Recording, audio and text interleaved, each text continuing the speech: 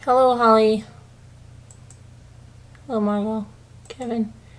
Al. Okay, so we're going to talk about Baby Miya Rudd's remains were found.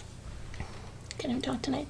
Remains were found in this house in Kentucky that it's just, as the one officer said, you can see the outside, the inside is like no better. And so her remains were found hidden under, like, I think it's debris, I believe it was. So we're going to talk about that. But there were 8 arrests made before that. Hi, Slam RN. And so we'll talk about all the whole timeline of that event, because they've been looking for this baby since I believe it was the end of April. Next, then we're going to talk about that case we talked about yesterday, where they had the Amber Alert for the 2 little girls, and then the 4-year-old was killed and the 6-year-old was alive. They've arrested a female suspect in that. So we're going to talk about that, and we're going to talk about an ICU nurse who was replacing fentanyl high-lis tops with water, and that was in Oregon. And we may even talk about some other stuff. So we'll see what that is as we get to that point. We'll figure that out. But we're going to start with Baby Miya.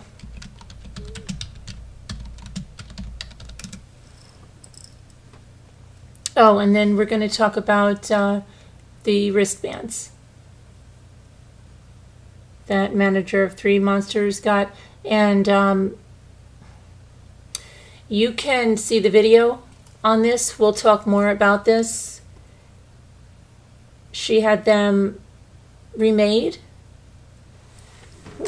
because the other ones were hard to see. These are very easy to see. They have a sun here, and then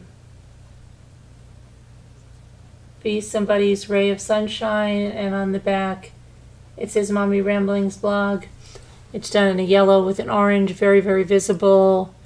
So we're going to be selling these, and the proceeds will go to the legal fund. All right. Thank you, manager of 3 Monsters. Appreciate that. Okay.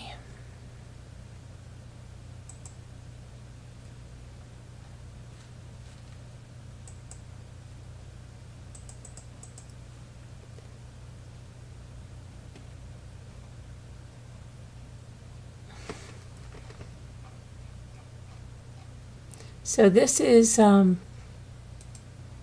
property. Let's see if I can get this. In Kentucky, part of it.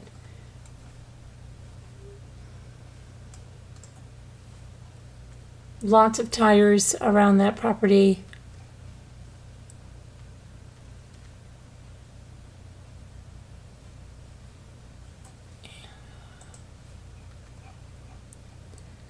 And detectives say they found an infant's body that's consistent with the body of Miya Rudd at 1:15 p.m. on Friday.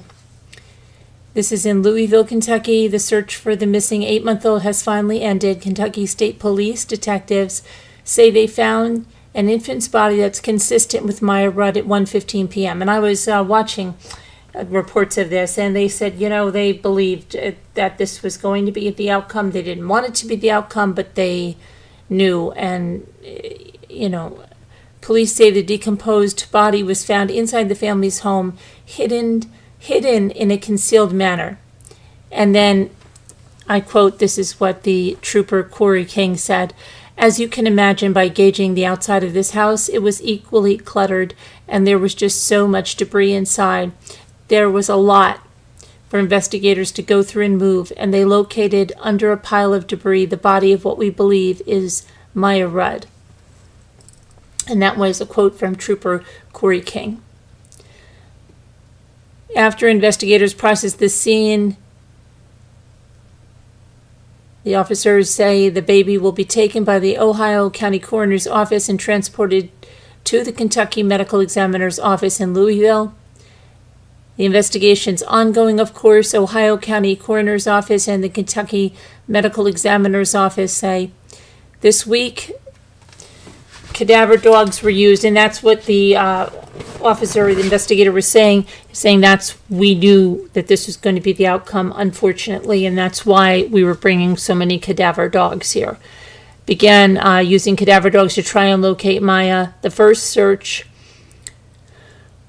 around the family's home, we searched a church cemetery and then a wooded area behind the church, which is about 2 hours in Reynolds Station, which is about 2 hours southwest of Louisville.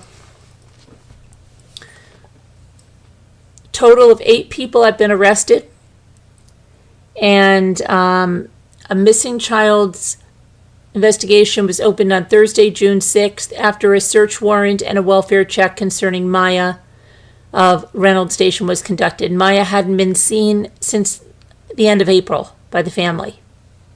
That's according to the police report, but she wasn't reported missing until June 6th. The parents were arrested, 29-year-old Tesla Tucker and 30-year-old Cage Rudd. And they were arrested at a Super 8 in Owensboro on Wednesday. Now, June 5th, Miya wasn't with them, and neither parent knew where the baby girl was. They added that Tucker and Rudd were found with large amounts of drugs. They're both charged with first-degree trafficking in controlled substance,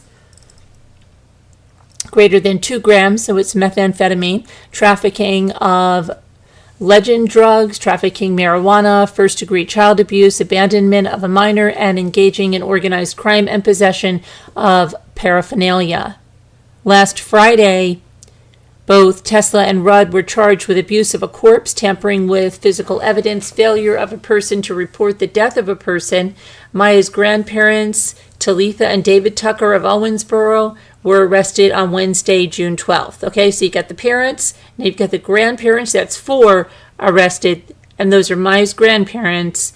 Tucker, that's the parents of the mother, arrested. Talitha Tucker was charged as a fugitive from another state, Indiana, and David Tucker was arrested for a non-payment warrant issue in Davies County, Kentucky. The Tuckers are Tesla's parents. Okay, I'm just going to see if something's going on, because I don't know why I'm getting a bunch of, What's going on? Did something happen? Is someone texting me here? Okay, I thought we were buffering. Never mind. Okay, let me go back. I heard messages coming in. So the Tuckers and Miya's parents currently booked at the Davies County Detention Center in Owensboro. Court documents show that Tesla told her mother, Talitha, who has custody of all Tesla's children, that social workers and officers went to Tesla's home on May 1st and removed Miya. So the daughter told her mother that social workers removed Miya on May 1st. However, authorities confirmed that no social workers or police had gone to the home to remove the infant. Prior to Miya's maternal grandparents being arrested, another set of the baby's grandparents were also arrested. Miya's grandfather, 56-year-old Ricky Smith, was arrested last week and charged with first-degree trafficking in controlled substance greater than 2 grams of methamphetamine. Okay? Miya's other grandfather, okay? Yeah. And of legend drugs, first-degree child abuse, abandonment of a minor, engaging in organized crime, possession of a handgun by a convicted felon, possession of a firearm by a convicted felon, and persistent felon offender. He is also facing additional charges of abuse of a corpse, tampering with physical evidence, and failure of a person to report the death of a person. Here's some of the people arrested in this.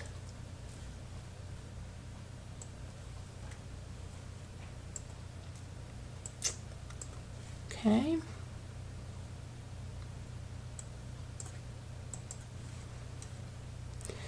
3 days later, police arrested Miya's grandmother, 49-year-old Billy Smith, on second-degree assault with a domestic violence warrant. Officers say the warrant stems from an incident in Davies County on October of 2023. Troopers were conducting a welfare check for the missing 8-month-old when they discovered Billy had an active warrant. Billy is currently booked at the Ohio County Detention Center and being held on $25,000 cash bond.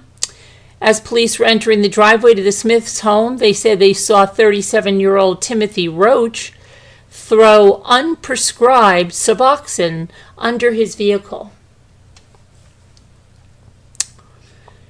He was also arrested alongside Billy and taken to the Ohio County Detention Center. Roach was charged with second-degree possession of a controlled substance and first-degree prescription controlled substance not in a proper container.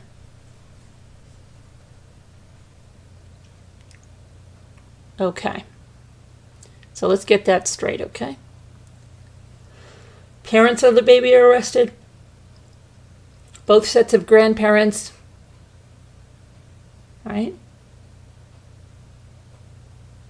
Now we've got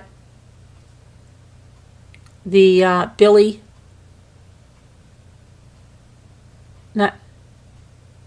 Billy.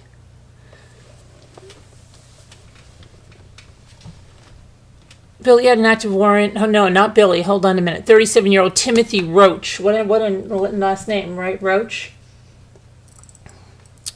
Okay, Roach was charged with second-degree possession. We got that. Not in a proper container. That's 7. That's a 7th person. And then state troopers arrested the 8th person, 28-year-old Brody Payne of Reynolds Station on Thursday, June 13th. Now, he was charged for his alleged role in the drug operation at the Rudd residence. So they had a drug operation at this residence. Authorities say he lived at the house for about 6 months before he was arrested.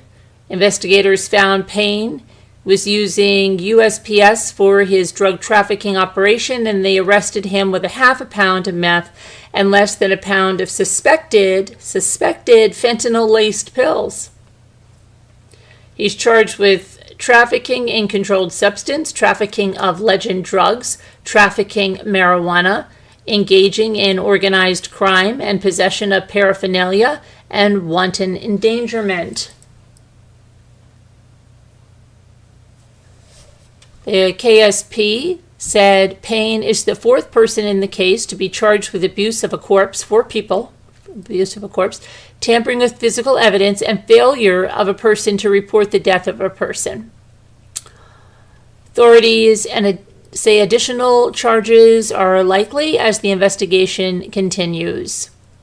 So, a sad situation. I don't know how many other kids are involved because Talitha was supposed to have the custody of all of the other kids. How many other kids did these people have? Right? And why were their kids taken from them? I mean, it's not hard to fathom, but let me see something else.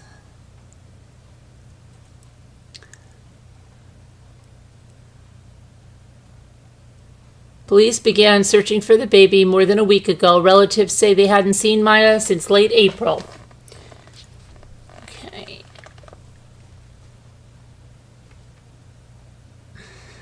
Maya's siblings were living with Talitha and David and have since been removed from the home. I don't know how many there were.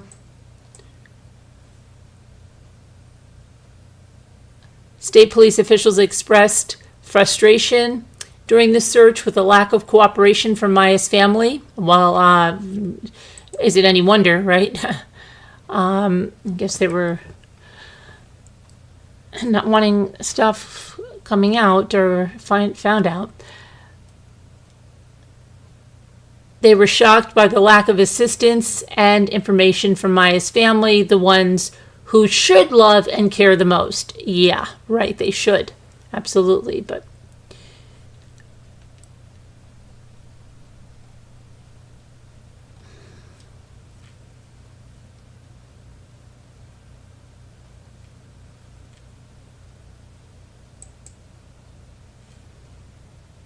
Let's see what else we can find out here.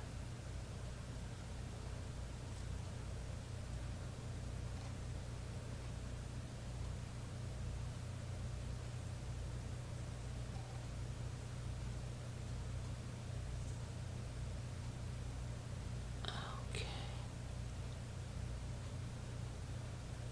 It's been at the scene of the investigators all day. All right, let me see here.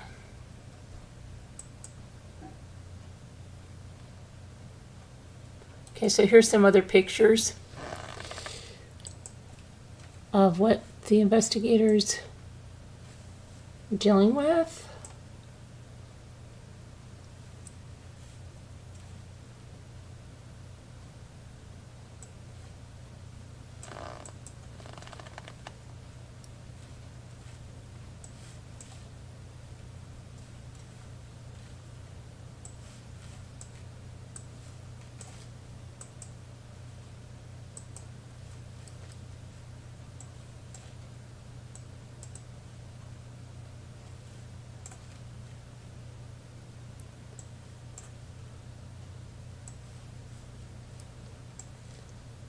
That is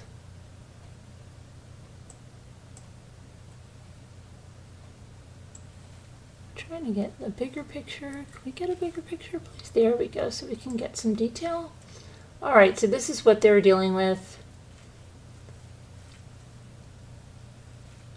Trucks, tires,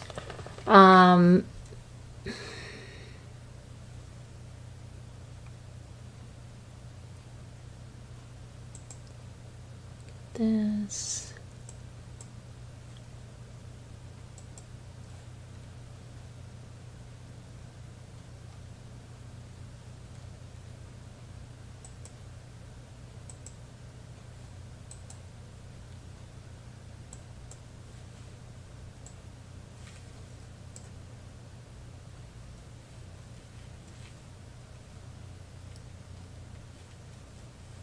See a lot of tires. I don't know. See stuff under these trucks propped up.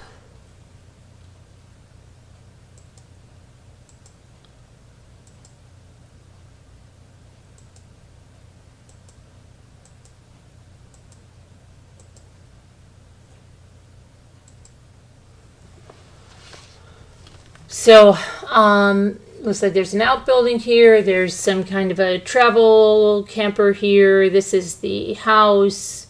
More trucks out in the yard. This bridge or whatever leading to something. Rural Kentucky, it looks like, right?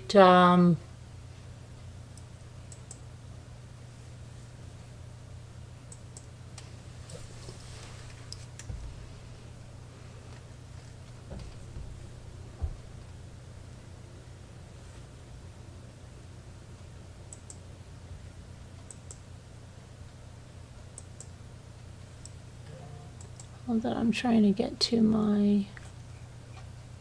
So, okay, we'll be following that up. Tragic end, but they pretty much figured that was the case. Now we got another tragic story, right? 2 little girls, they were the subject of an Amber Alert. 6-year-old is found alive. The 4-year-old is found murdered. And a woman in Mississippi has been arrested as an accomplice in the death of the kidnapped 4-year-old girl, and she has been charged with capital murder. Victoria Cox, 32, was arrested at the Oyo Hotel in South Jackson Friday morning, a day following Daniel Callahan's arrest after he allegedly killed Callie Brunette in La Ranger, Louisiana, and fled with her 2 children. So the mother of those 2 girls was murdered by Daniel Callahan, and then Daniel Callahan fled with the 2 girls, and then Daniel Callahan was found, and there was only 1 girl alive. It's not known what charges Callahan, who's being held in the Rankin County, Mississippi, will face beyond murder in both Louisiana and Mississippi, or which state will bring him to trial first. Sheriff Daniel Edwards said, however, he thinks whatever charges Callahan faces, he deserves the death penalty. Callahan apparently agreed, telling reporters as he was loaded into a transport van in Mississippi, said that lethal injection is the easiest thing for me. That's what he said. I did it. I have no reason for what I did. I am diagnosed multiple personality disorder. I think it was the side effects of Lexapro. Well, honey, that's not going to be your defense. Callahan said he wasn't pretending to be crazy. I am certified, he said. I have only been out of the nut house for 2 weeks. Cox has been charged in connection with the death of Erin Brunette, Callie Brunette's youngest daughter. U.S. Marshals traced Callahan down Thursday afternoon, and he then led them to Erin's body in a wooded area nearby. He also led them to 6-year-old Jaylee Brunette, who was found alive but injured in her mother's car that was stolen by Callahan. Investigators have not described Jaylee's injuries, but she was taken to Jackson Hospital where her grandparents met her and returned with her to Louisiana.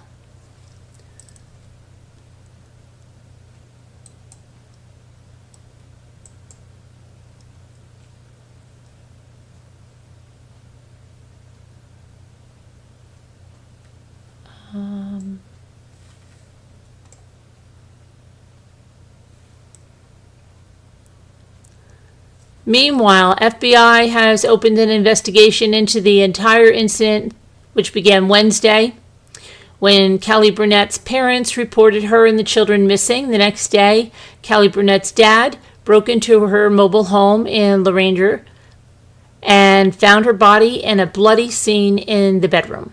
3 hours later, state police issued an Amber Alert for the 2 girls, Erin and Jaylee. License plate readers picked up Brunette's missing car in Mississippi. U.S. Marshals took Callahan into custody in Jackson. Late Friday afternoon, investigators have not speculated publicly about a motive for the murder and kidnapping, but they believe that Brunette and Callahan may have dated at some point in the past. Jackson Police Chief Joseph Wade said it appeared that Callahan killed the 4-year-old as police were closing in, and he would have killed the older girl as well. Wow. Unbelievable. Cox's role and her relationship with Callahan are not fully known either. We're trying to determine her exact role. She will be held accountable for her actions and her role in this horrific event that happened that spanned from Tangipahoa to South Jackson. Wade said initially speculation that there may have been human trafficking going on at the location where Callahan was arrested, citing that small animal cages were at the scene, but has not commented about that speculation anymore, and no other law enforcement has commented on that. Terrible situation. That poor little girl, lost a mother and her sister, and he was trying to kill her.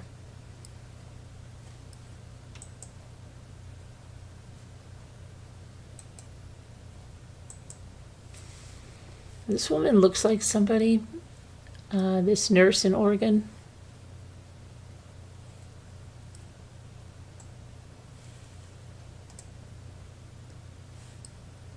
So, a former intensive care unit nurse in Oregon was arrested on Thursday for allegedly replacing fentanyl from patients' medical drips with tap water.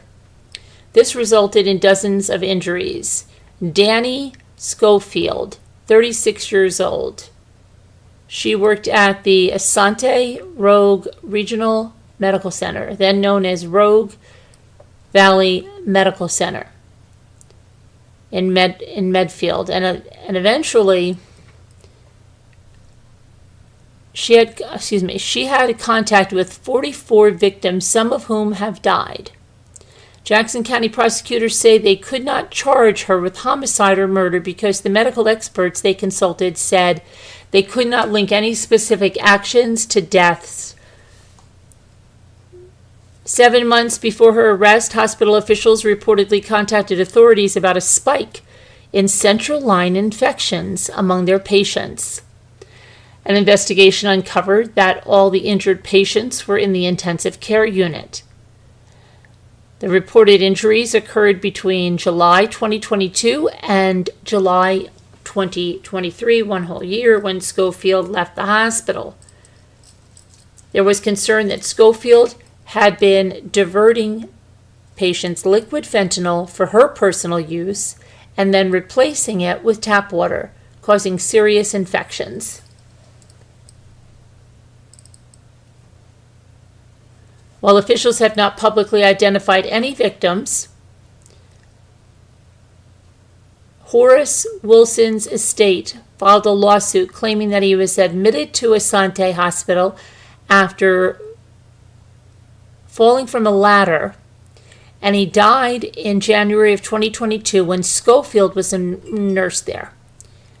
Wilson, who was 65, reportedly suffered a laceration and a broken spleen, and the lawsuit alleges that his pain medication was switched with unsterile tap water, which resulted in a bacteria infection that killed him.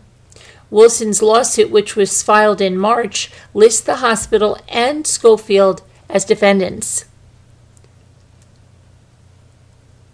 The nurse remains in jail on a $5 million bail. So, wow, unbelievable.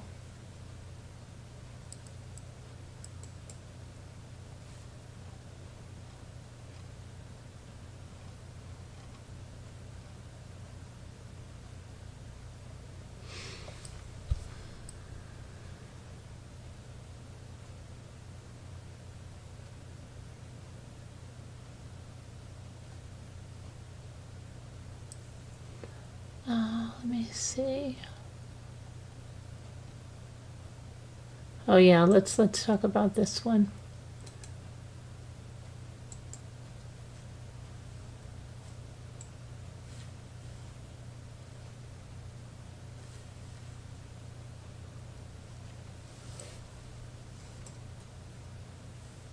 Okay, here we go.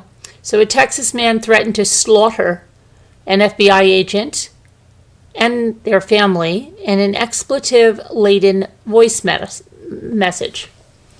A Texas man has been arrested after he allegedly called an FBI agent and threatened to slaughter him for his involvement in what the suspect falsely believed was a cover-up of Child P. Timothy Mueller, 43, called the agent just after 5 p.m. on Tuesday and said, "Hey," but the agent disconnected the call. Mueller immediately called back and left an expletive-laden message that lasted just over 1 minute. And I quote, it said, "You can run, but you can't expletive hide. You covered up Child P, you covered up something else, and someone," he said, "who are his own niece. So here's how it's going to go." He said, "Someone's going to win the re-election, and then we're going to expletive go through the FBI and just start throwing you expletives into jail. Or you can steal another election, and the guns will come out, and we'll hunt you expletives down and slaughter you like the traitorous dogs you are in your own expletive homes." And it goes on and on and on. Your bed's the last thing you'll ever hear, and it's, and then what do you think we're going to do? We're going to do the whole family. Okay, so, yeah, so there's a criminal complaint, and I think it's interesting that FBI took that, like, seriously, right? Like, right away, got right on that. How many people are doing that on other people's phones and stuff. Yeah. Interesting. Mueller faces up to 10 years in prison if he's convicted on charges of interstate threatening communications and influencing, impeding, or retaliating against a federal officer. Okay.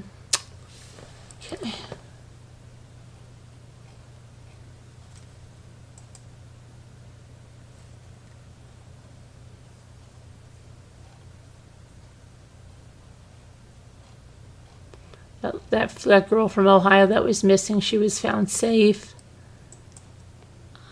Here we go. Here, let's see. Oh shoot.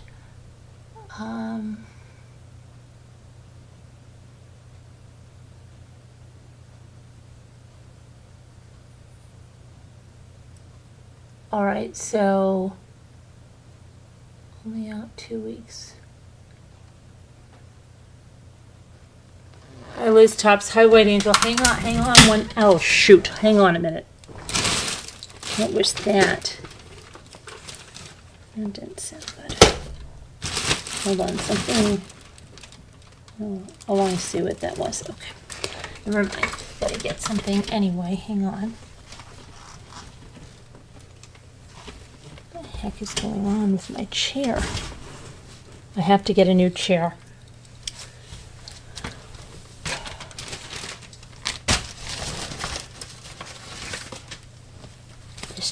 Has had it. Okay, that is fine. Hold on, something fell here and I've got to get this. How the heck this fell here?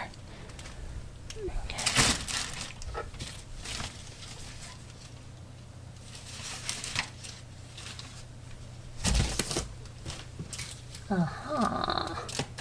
All right, hold on. I got to check my phone because somebody is going to town messaging me. Oh, and Linda, update on Linda. She's doing better in the hospital. I was actually on the phone when her doctor was with her today. So they're trying to help her. Let's see here.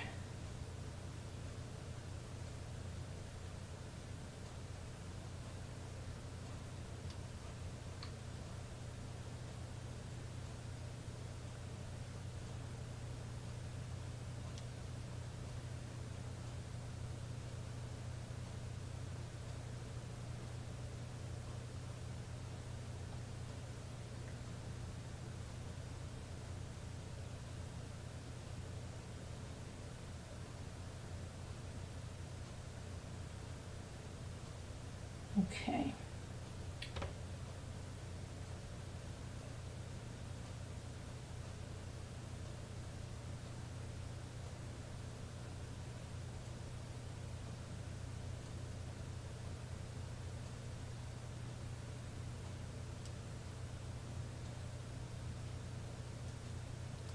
All right, so let me grab something here. Hang on. I've got my Mary candle. Hold on. I believe how fast it's burning down. So.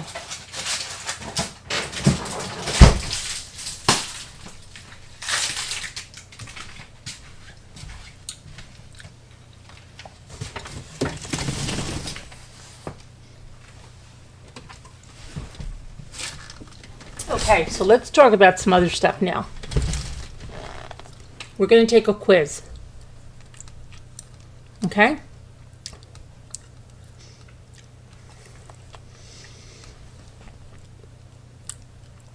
Let's take a quiz.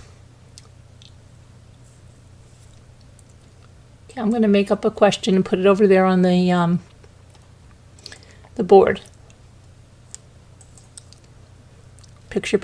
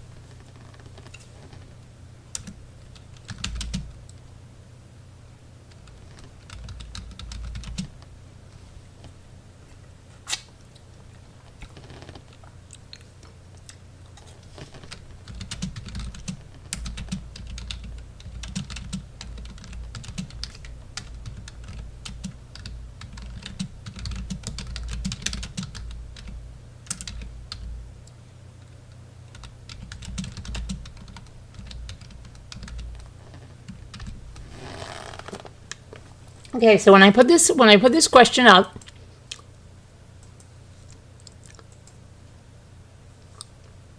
what you're going to do is you're going to write yes or no in the chat, okay? So hang on, let me get the first question.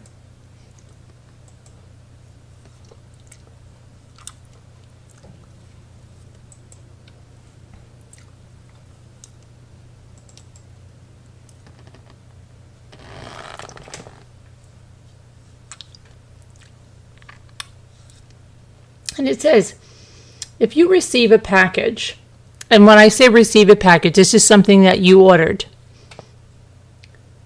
but refuse the package, is it lawful or ethical to report to your bank or card issuer that you did not receive the package?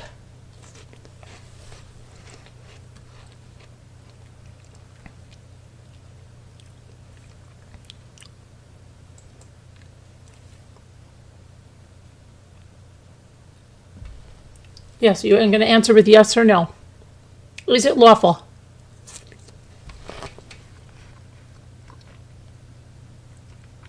Kevin says that would be fraud.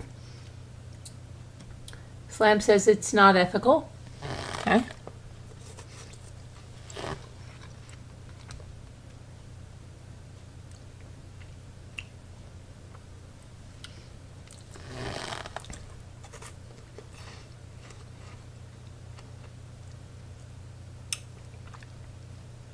Margot says no. Not lawful or ethical.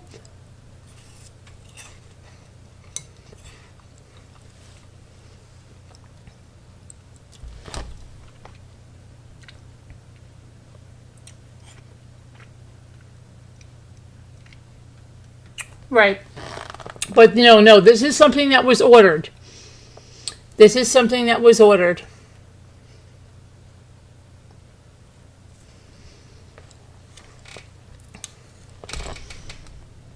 Mary Frances, would you like to explain your answer?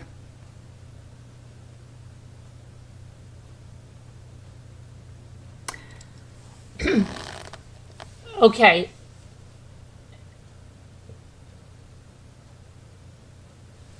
Let me make this scenario a little more clear.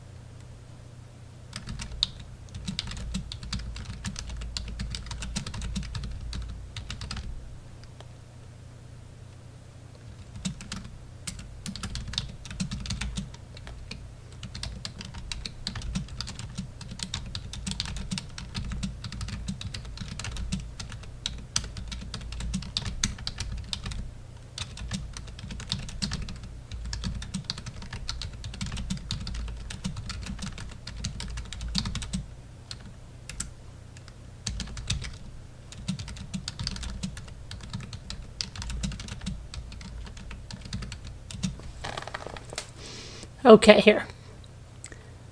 This will maybe make it a little more clear.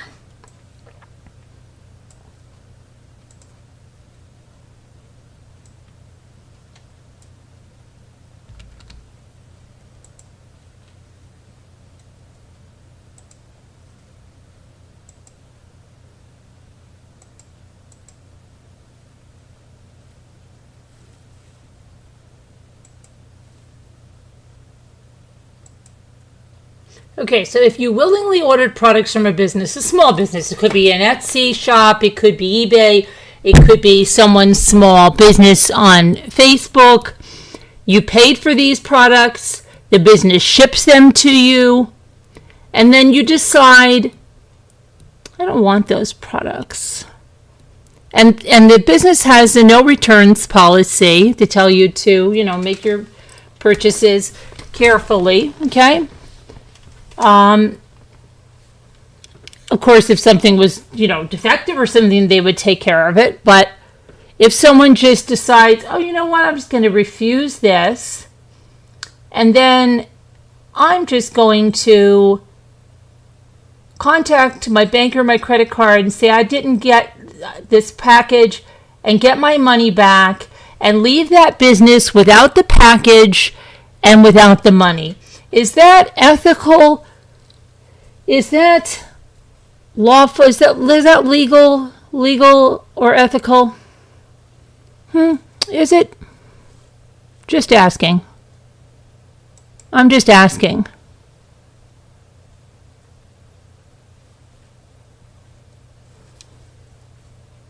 Just wondering. No, not right. Okay. Shouldn't the package be returned to sender? Well, it's not right. Right, Mary Frances. It's not right. And Slam RN, what if to return that package to the sender, the business had to pay to have it returned to them a significant amount of money, or the package would be disposed of? So that business is out even more money. Do you think that's okay?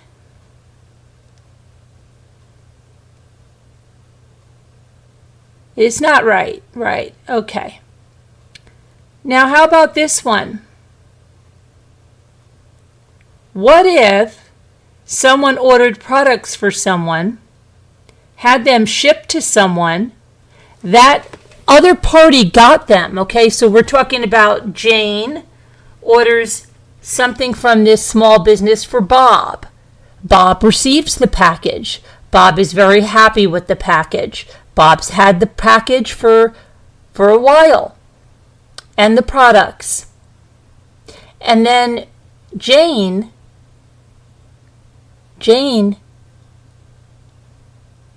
contacts her bank and says she never received those products, even though Bob has those products. What do you think of that? Do you think that's ethical or that's right?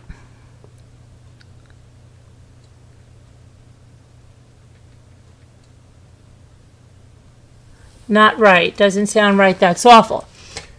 Okay. Now follow along with this.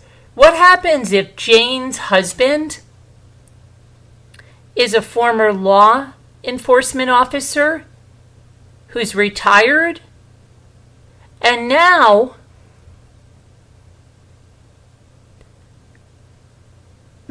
goes around the circuits as a fraud buster? And every day on all forms of social media, Jane's husband talks about all kinds of fraud. Right? Seems like a good guy trying to warn people about fraud. Fraud to the elderly, fraud in all kinds of things. But does this guy know what Jane's doing? His wife, right? If his wife is doing this fraud. Well, what about if somebody tries to contact Jane's husband? And instead of Jane's husband looking into this, and instead of Jane's husband being an adult and speaking with the person that contacted him, Jane's husband starts to block this person reaching out to him for help on all forms of social media. Do you think that person really is a fraud buster then? Do you think they really care about that? And what if that person made a video where they called out the branch of law that they worked for and said that that branch of law didn't have a priority to bust fraud? Would that person be a hypocrite? Would that person be the pot calling the kettle black? What would that be? Interesting, right? Interesting. A fraud buster who every day posts on all forms of social media, goes on podcasts, goes all around to talk about different types of fraud. But when someone reaches out to him and says, hey, can you help me out? Your wife Jane ordered products. Here's the tracking. They've been received. And your wife Jane is lying and saying they haven't been received. And she's taking the money back and the products because that other person has the products. So what is that? What is that? That doesn't sound like a fraud buster to me. That sounds like, I don't know, that sounds like they're complicit. That's just what I think. That's my thoughts, my opinion, and I'm entitled to it. You can have an opinion. That's my opinion.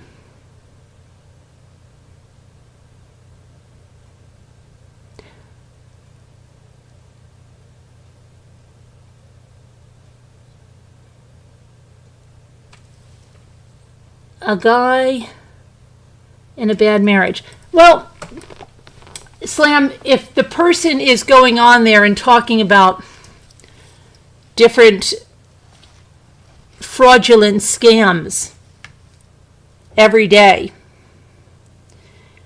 and then when they are approached and someone is saying that here's the proof of this, your wife's involved in this, and instead of trying to resolve the issue, they just block the person going to them.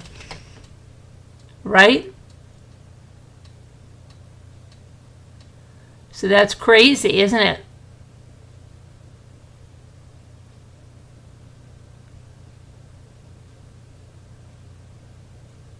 But, yeah, that's this exactly some kind of scams that are going on. So be careful out there, folks. And don't trust people that tell you they're fraud busters. Don't trust people that are fraud busters at all. Hello, Ruff. Oh, thank you for the memberships. Thank you very much. Oh, Murder of Crows, you got a membership. Yay.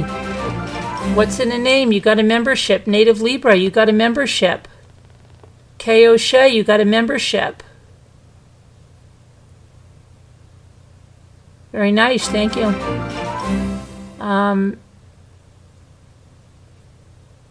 Hi, that Astro from space. Hey there, how are you doing, Astro? So, hey Dottie, how are you? How are you, Dottie? Good to see you. How are those pineapples doing? I was telling Frankie Rusak about how you grow those pineapples. He was very interested. I wish you'd come on again and show those pineapples. Are they still doing well? I brought him up 2 pineapples from our vacation, and Sandy just told me that they rooted and they've been planted, so that's great.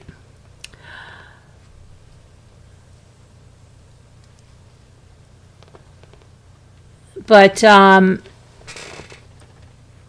what happened Saturday, Sunday, and Monday night? Watching, but off every Saturday, Sunday, Monday night. Oh, working. I got you. There'll be more. We're going to cover some frauds and maybe some fraudulent fraudbusters.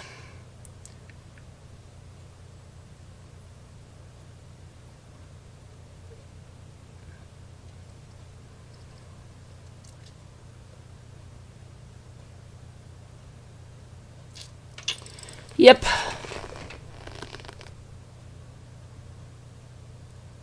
You don't have to rewind. I mean, you can rewind later if you want, but you don't have to rewind now. We're talking about different fraud scams.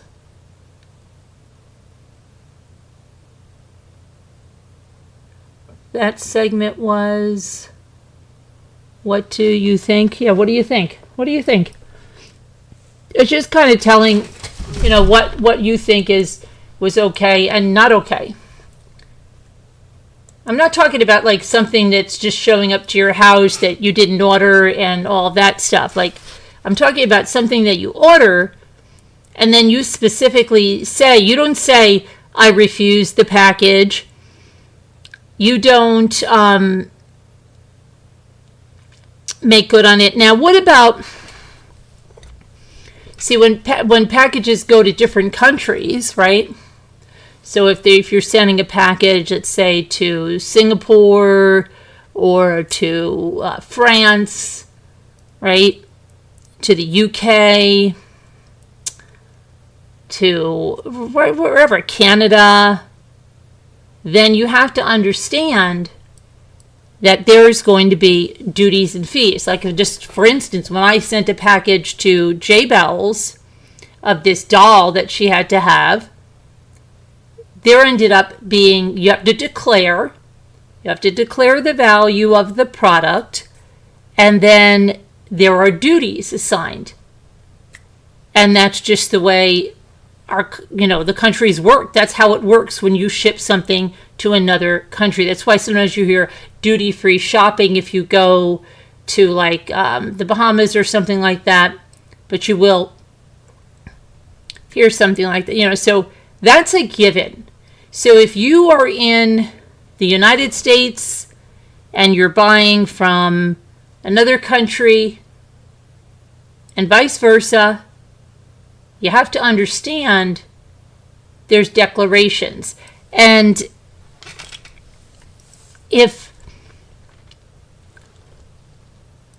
someone tells you, oh, listen,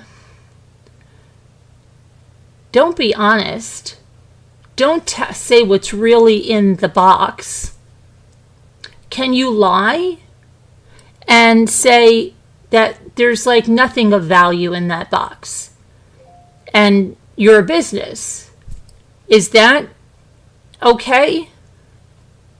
Is it? Let's say you're shipping out very expensive baseball cards, okay? And you're shipping them off, say, to the UK. And the person that's buying them in the UK says, oh, don't say that these are very collectible, Mickey Mantle, Babe Ruth. Don't say that that's that. Just say that they are, like junk Pokemon cards, okay? Or junk baseball cards with no value. Can you just put that value at $5 and send that to me? Now, first of all, is that okay for the business to do?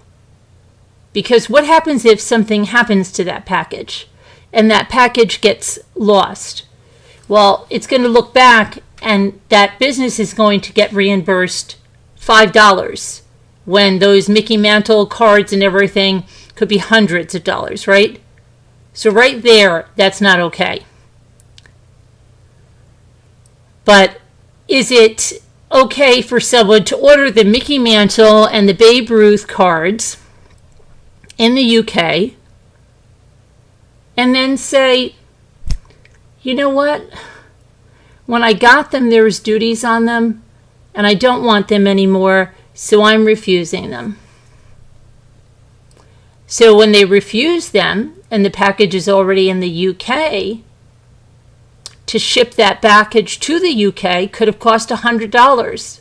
To ship that package back to whatever country it came from is going to cost $100. when that person refuses the package, okay, which is a big no-no, because that's not, if that's on eBay, that's not covered. If somebody gets a package in a deal, like if you bought something on eBay, you bought it, then you refuse the package, and then demanded a refund, do you know what? eBay is going to tell you, no, you're not entitled to a refund because you refused the package. The seller fulfilled their end of the bargain. They shipped you the package. You refused the package. You're not going to get a refund unless, and only unless, the seller wants to give you a refund. And that would probably come on the terms that if they decided on it, that the buyer would have to pay the shipping back to the seller, and any fees and anything that comes along the way, but that seller doesn't even have to give a refund. Do you understand that? Because go look it up. I'm telling you something. So then what?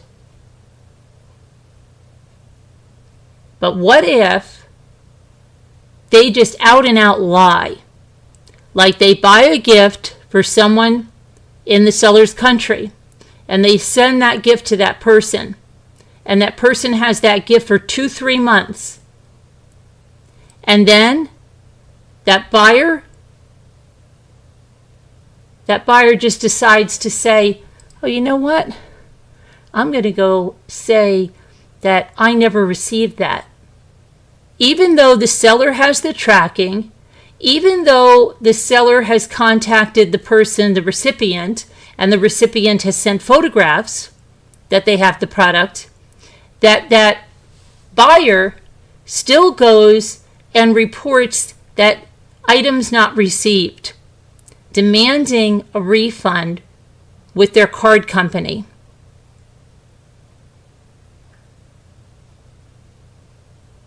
That's not right, is it? No, it's not. It's not. And people do that. And police reports can be filed on that. In fact, that's what is advised, is a police report for something like that.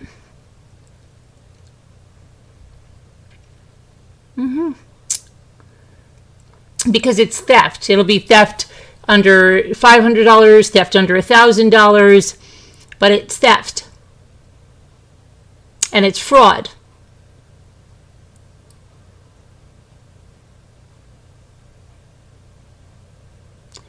So we're going to be talking about fraud. And I'm going to show you the steps that you have to take to combat this fraud, and it will involve law enforcement.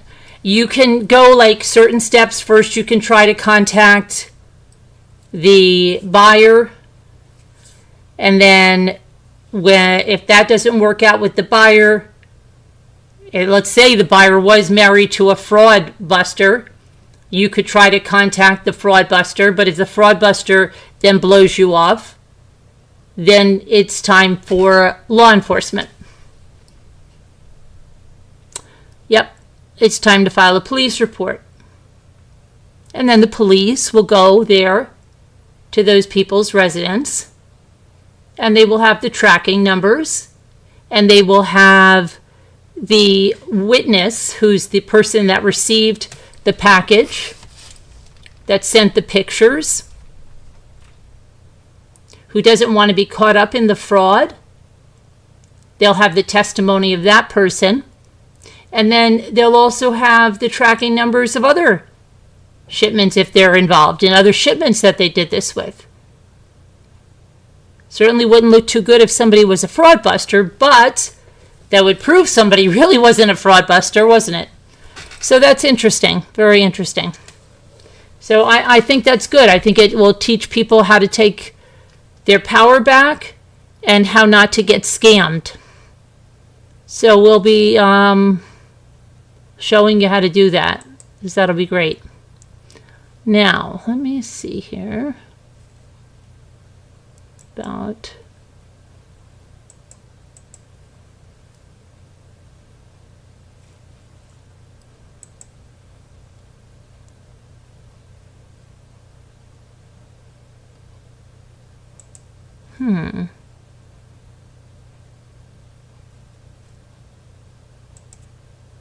what did I just do here?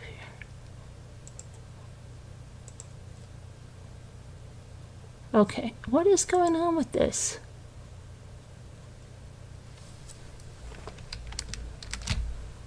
Oh, shoot. Hold on.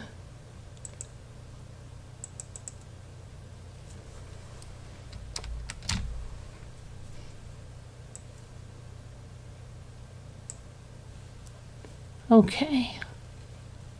Let me put this down here.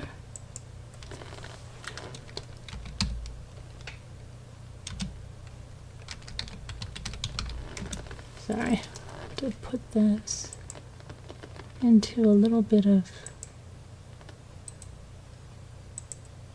important information.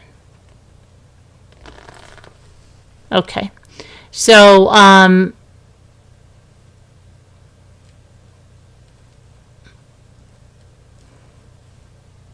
right, let me get back to you guys over here. All right, so I'm going to open up the panel,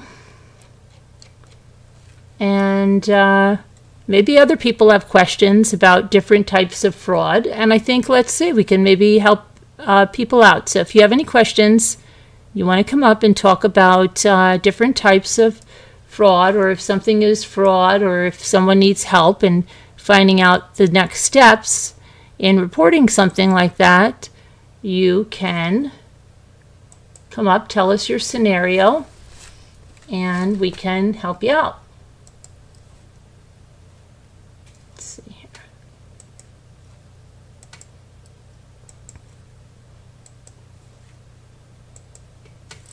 Okay.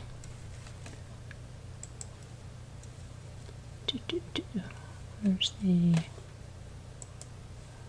to go over here, to over here.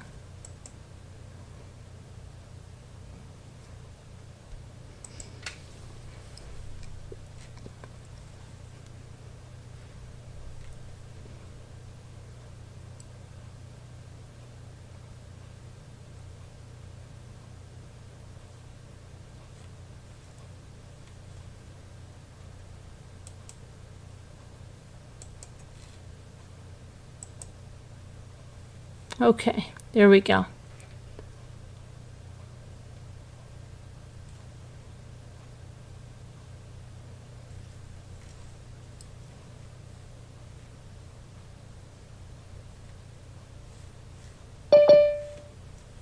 Oh, here's Holly.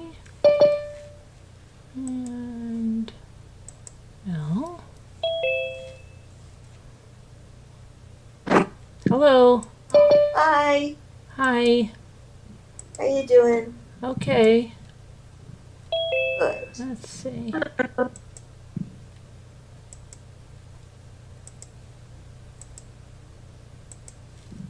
Okay. All right. So, hello. Hello. Anybody have any fraud questions?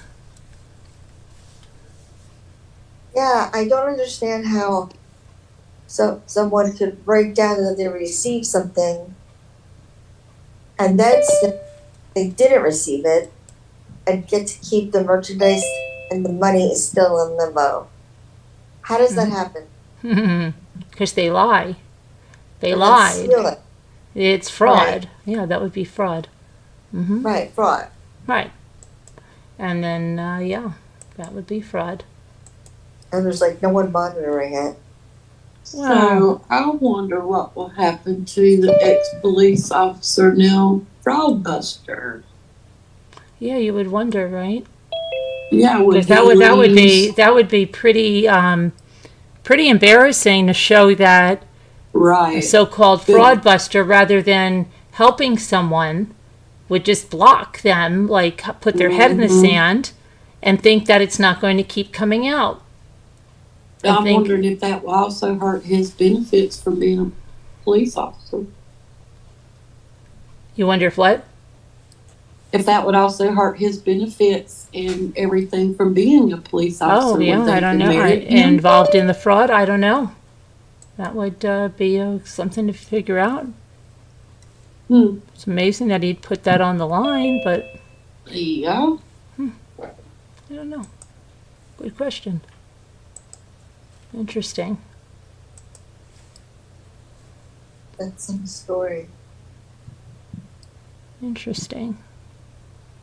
Interesting. Very interesting. Okay. I don't know how people can live with themselves knowing that they're purposely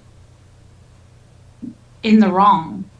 Right, and especially exactly incriminating themselves in like messages, saying what they've done, admitting to what they've done, and saying that they've done that, out of malice and because they don't like someone, and that person can, it's tough luck, and they can find somebody to help them. You don't like someone, walk away. Yeah, that's a good lesson. Walk away when you don't like someone. Don't be a jerk. But yeah, careful of your text messaging too, and what you're putting down, what you're writing down that you've done, and why you're doing something.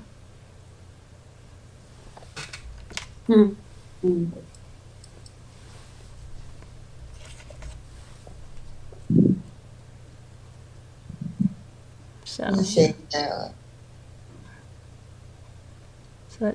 Yeah, let's see if anybody else has any questions about.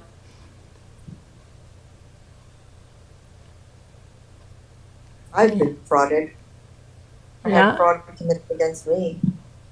Yeah. Doesn't feel good. No. No, it doesn't.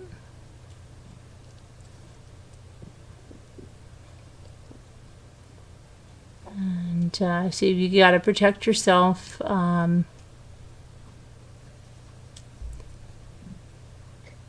yeah. Yeah. It's interesting.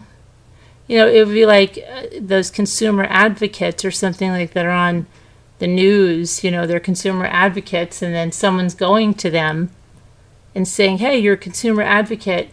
Can you help me with this?" And then they just block a person and stuff.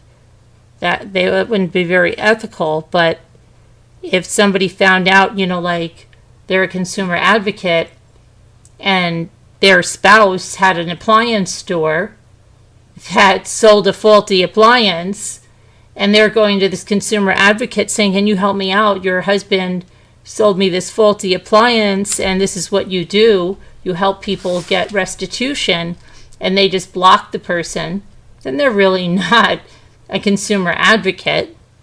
They're really not against fraud.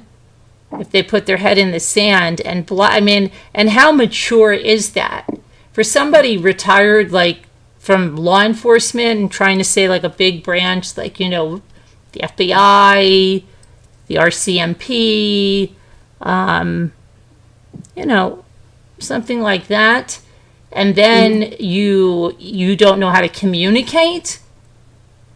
Your way of communicating is blocking someone, and you think that's going to be good, and that person is just going to go away when they're trying to tell you that a family member of yours frauded them? I don't know. I thought they had to do investigations. Well, this person is no longer with this branch of law enforcement. They say they're retired. We don't really, do we know? That's only their word that they're retired from this branch of law enforcement. But now they are like full-time retiree fraud busters. But they're really not interested in busting fraud. If someone's trying to go to them with something and saying, "Can you help me out with this? This looks like fraud," can you help me out and understand this? And instead of doing that, they block the person. But most police officers I know, it's like once you're a police officer, you're always a police officer. Right, ethical, So yeah, the ethical, yeah. But questioning, there are, investigation, unfortunately, Exceptions. right, and yeah, That makes me question how good of an investigator he was in the police force. right. Maybe some more investigation is needed. Mm. Yeah, because who's telling they haven't done this before? They're not going to do it in the future either. Exactly. Yeah. So, but it's a sad world. There are just people that are not ethical in this world, and people that you think you can go to for help, and they're really not interested in helping. They're interested in hiding. So,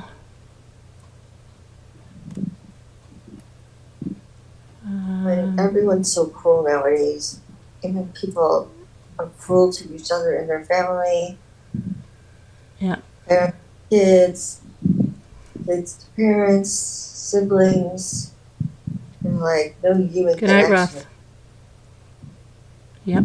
So, we'll have a series maybe, and if you in the meantime, if you have any fraud problems or that you need help with, you could send an email, Carolyn@truecrimechat.org, and we could help you figure out the best way to get around your situation, because there's a lot of fraud going on, lots of fraud.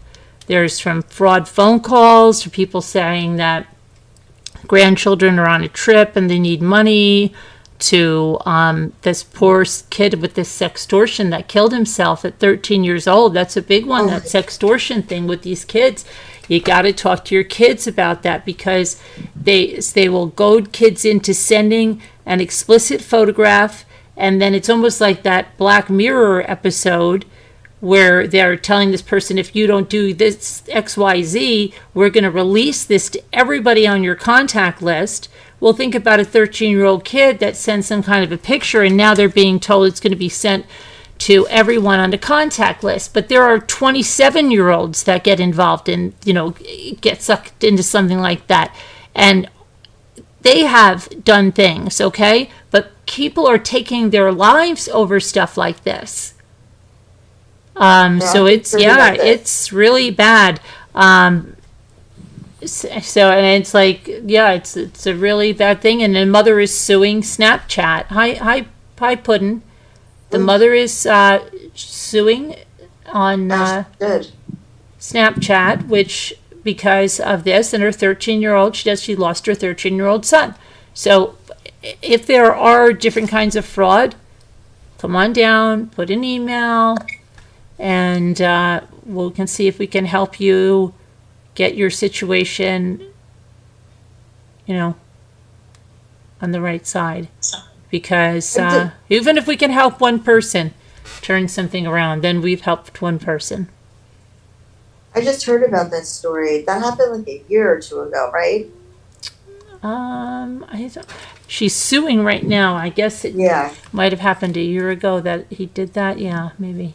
I heard this story last week. But he's not the only one. He's not the only one that has done that, and not just like a 13-year-old. That has happened to older people, and it's a horrible thing. And they think like everything is going to be released, and they tell them they have like everything on their computer, and they have all of their work contacts. This is when they have older people, and everything, and they're going to put it out there. It's terrible. Unless they're given a certain amount of money, or there's like another demand. They're abysmal to make a child feel like that and give them that stress. Yeah, it's terrible. And torture them. That's what it is. They're torturing them. It's terrible. Yep.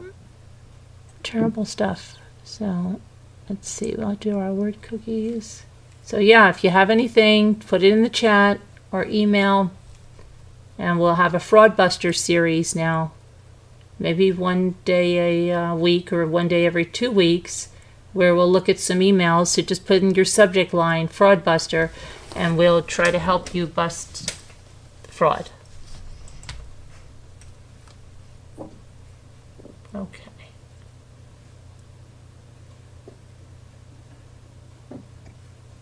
We'll have to have a catchphrase like, that's not right. Remember Arnold Diaz had shame, shame, shame. Remember that? Shame on Yeah. you.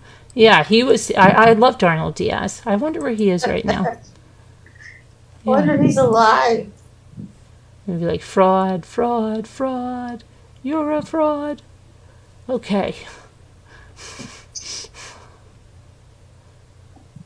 All right, let's go to the daily. If you want to think of our theme for Fraudbusters and our think about that. Sure. Yeah. Sure. Hi, Emmy.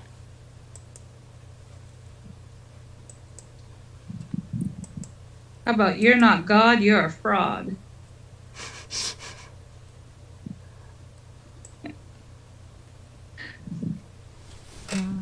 Let's see.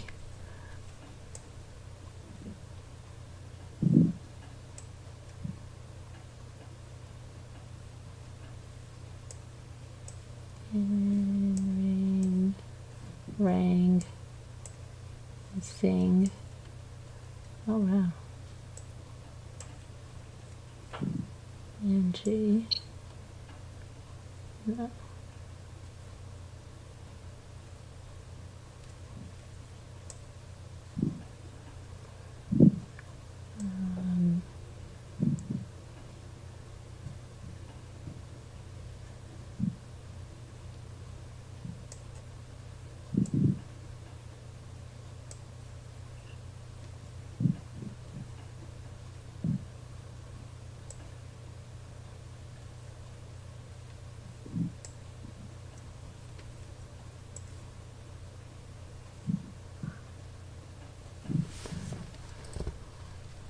See.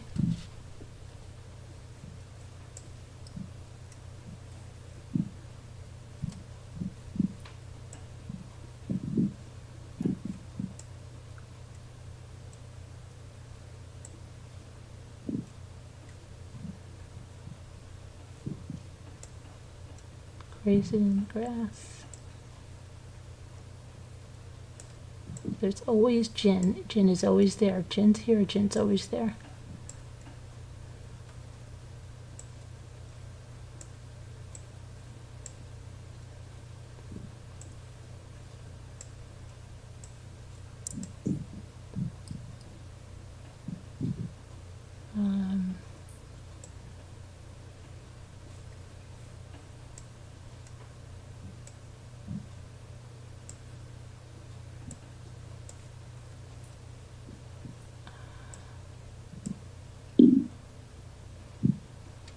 Let's see.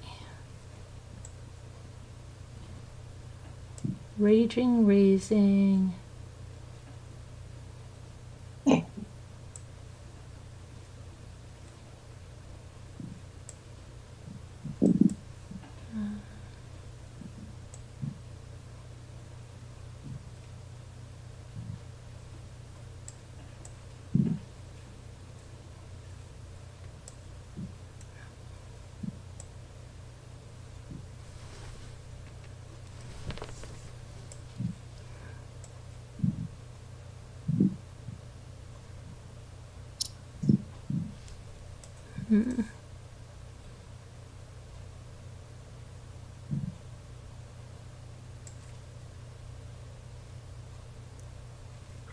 This is a kind of hard one.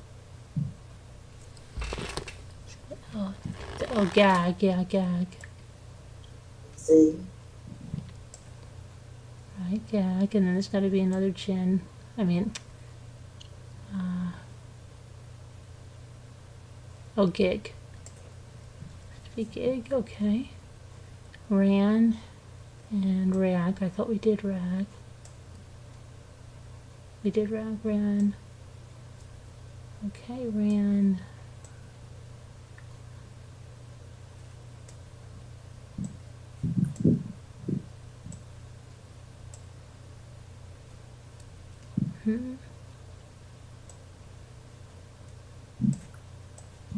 Oh, rig.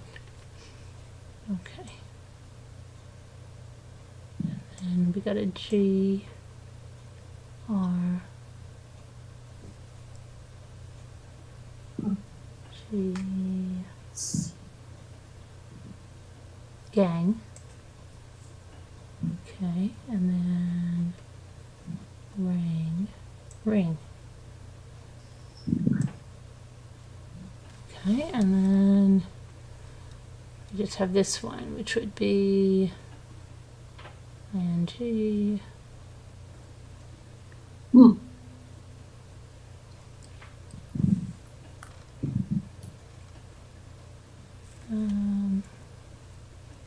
Margot must be asleep.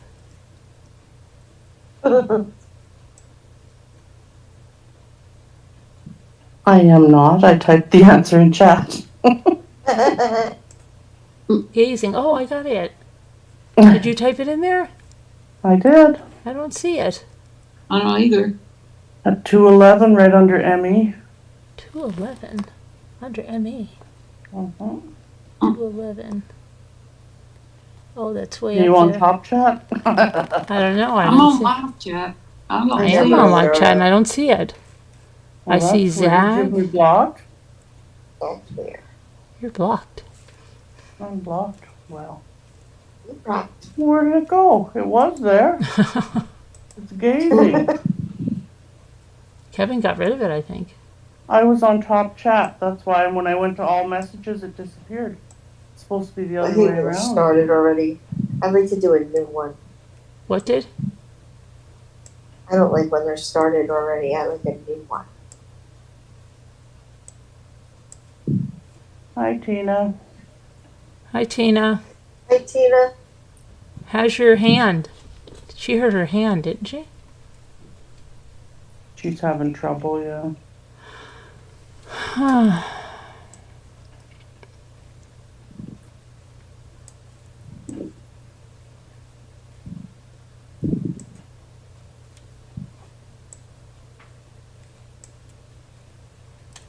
I'm testing it now to see if anyone sees me say hello. I see you. That's so weird. Yeah. Is roly-poly 2 L's? I did Rolly. I thought I did Rolly, Oh. but I don't think it was there. It's I not a can't word, see I what don't you have think. done. That's my problem. Yeah. Alloy, and then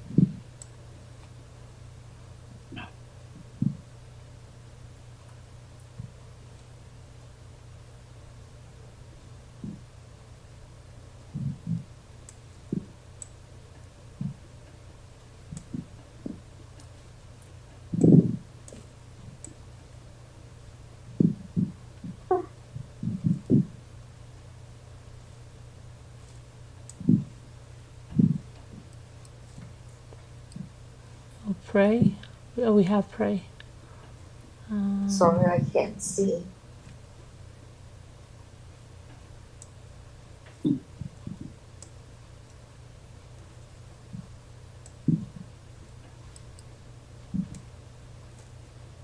Wrap. We have wrap. Lop, maybe? Fly.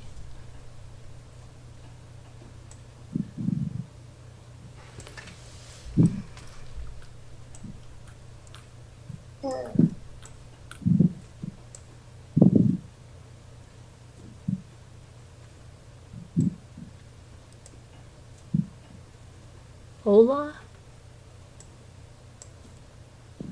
Oda.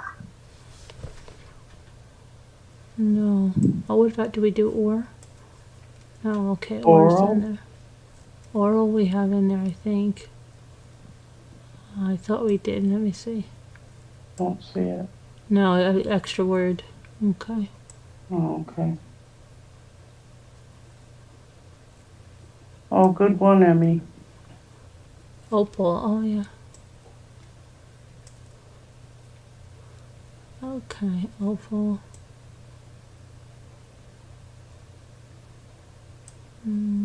Did we do pole? Panel. Okay. Okay.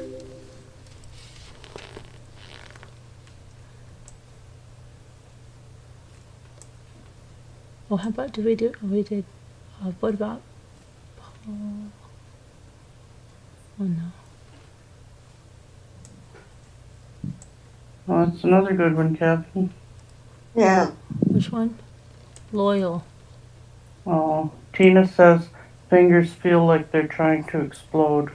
Really? Oh, What's that Tina, from, man. arthritis or something?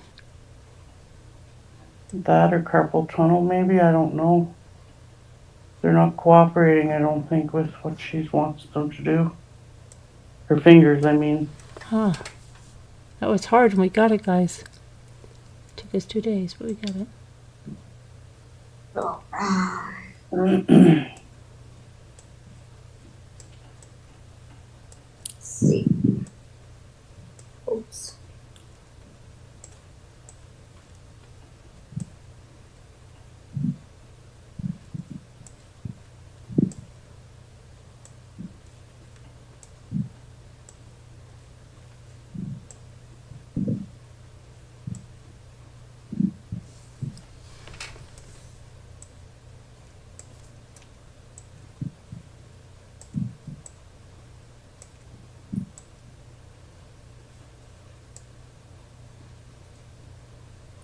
It's wrong.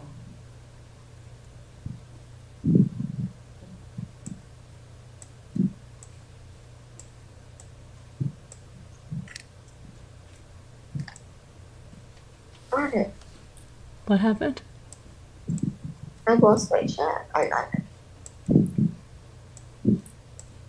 I was just gonna put Lord. That's so fun.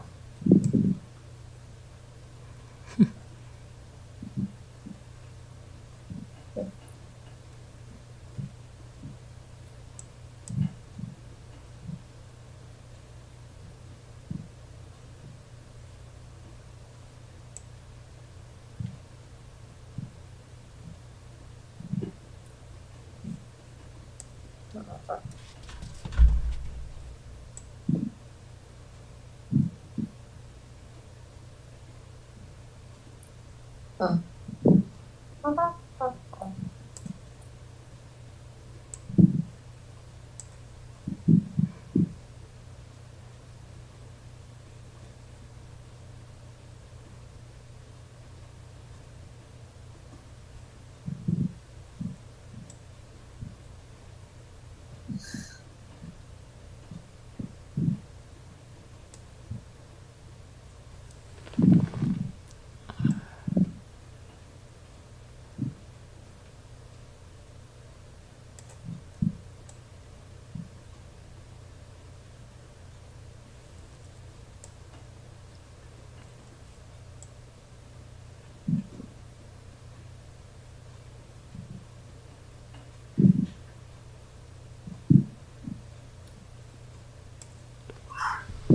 Okay, and now you.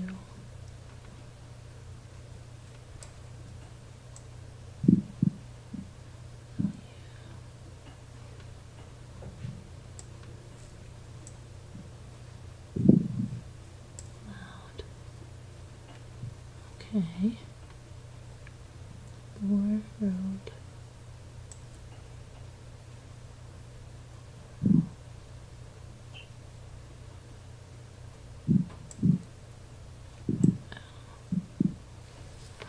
Oh, you.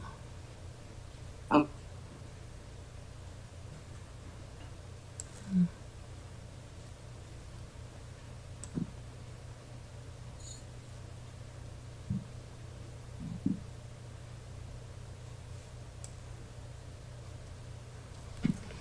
that's good.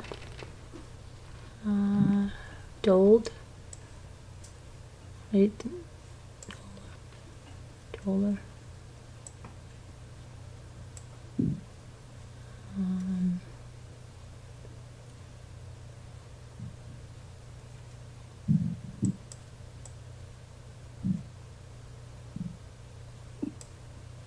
Overu. Yeah. Okay. And then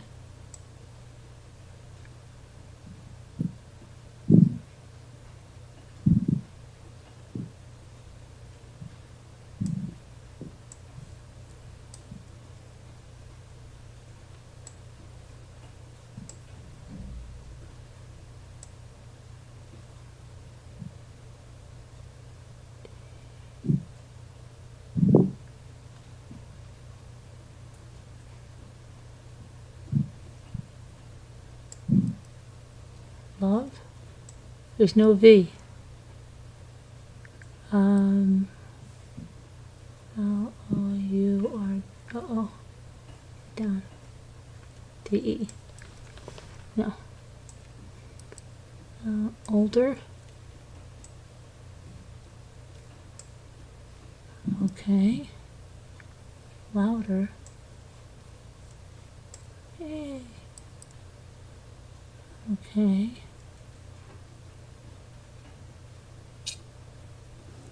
Oldie? Nope. Euro?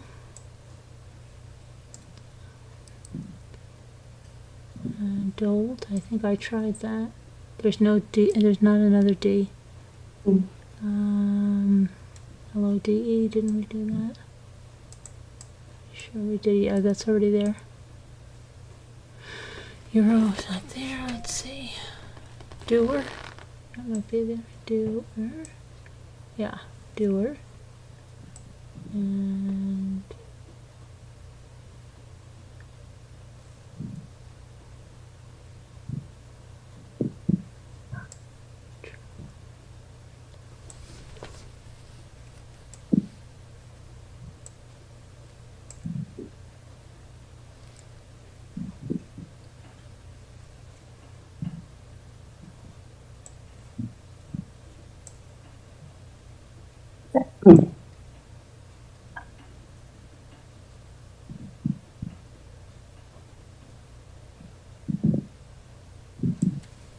what's that noise?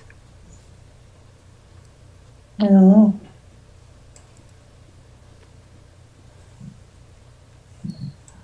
Word. Oh yeah. Okay, so we just need this one right here. Oh, look at that. What? You just said, I need this one right here. And there it was. Between Oh, sorry. doer- No, I'm between seeing the do- word behind. Never Oh, mind. between doer and dual. So it's got to be. It's not dole. Dole? It's not. I D-O-L-E? already tried. It said no. You've already found that extra word. D-R-U-E. Brew. I think I tried that too. Yep. D-O-U-R, dower? Yeah, dower. Okay. All right.